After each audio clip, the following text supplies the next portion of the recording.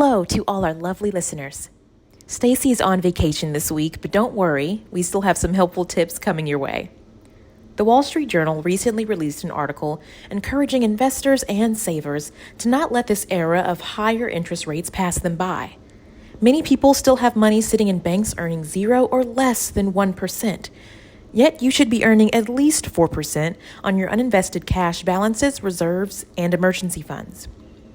You can earn higher interest rates by using an online bank, such as Discover, Capital One, Ally, or a money market mutual fund through firms like Fidelity and Vanguard. They are very liquid, high quality, and most importantly, safe. We hope you will enjoy episode 48, Make the Most of Your Savings, which touches on these subjects and includes more insightful advice from Stacey. Thanks for listening. Hi, I'm Stacey Hyde, and I'm back with another episode of Better Financial Health in 15 minutes or less. And what I'd like to talk about today is savings, particularly savings accounts. If you're like most people, you have a checking account at your bank where you bank, whether it's a national bank, regional, or even local. And you also have a savings account. And you've probably heard a lot about interest rates are going up. And then you look at your savings account and you're like, I'm still earning nothing. Why is that? But, my interest rate on my credit card's gone up. My interest rate on my home equity's gone up.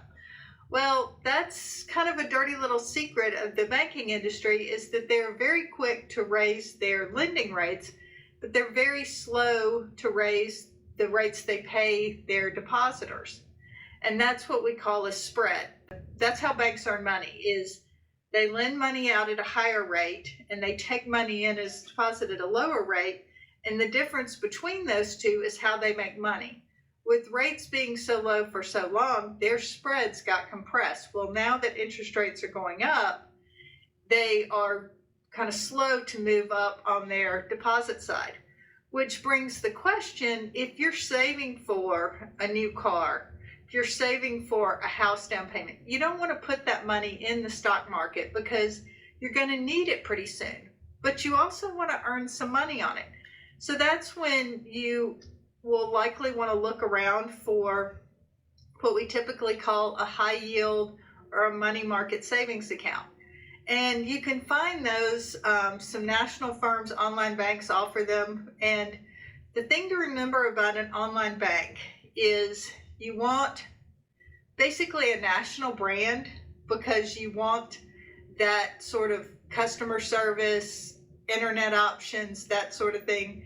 But you also need to know and make sure that it is truly a bank. So you're getting that FDIC protection, which means that even if the bank were to fail, your deposits are protected. But you'd rather go with established brands because you don't really want to be in that situation. Discover Bank, Ally Bank, Chase, Amex, Marcus with Goldman Sachs, although they've had some negative press recently. Bankrate publishes some data on who has the best rates. Don't get too caught up in the best rates.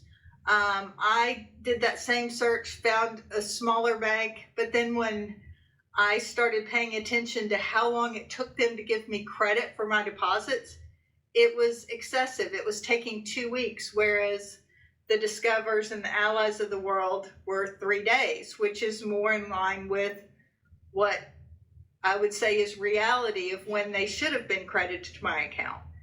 And so I think that there's real value in using those name brands. Also, some of them you can get local access to ATMs, which is nice.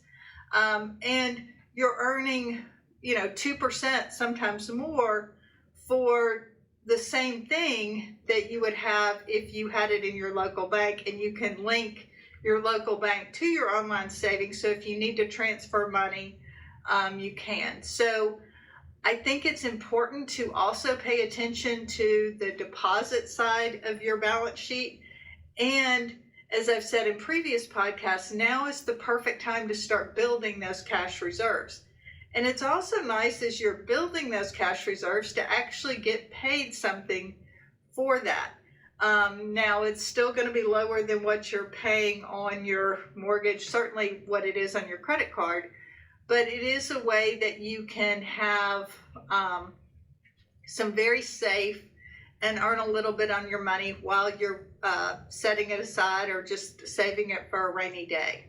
So definitely look at that, see what you're spending. But for your extra savings that you might need in 3 months, 6 months, or maybe longer, it's a good idea to use a high yield savings account. And maybe there's a local credit union or something like that that also offers a higher rate. Just make sure that if they have conditions for that higher rate, that you can meet them. Some of them require direct deposit, some of them require this, that, or the other. So the nice thing about the online banks is there are no requirements because they don't have the cost of the local branches. But that's a good way to make a little bit of extra money. And anytime we can make extra money while we sleep, I think that is a great thing. So this has been another episode of Better Financial Health in 15 Minutes or Less, and I'm Stacey. Hi.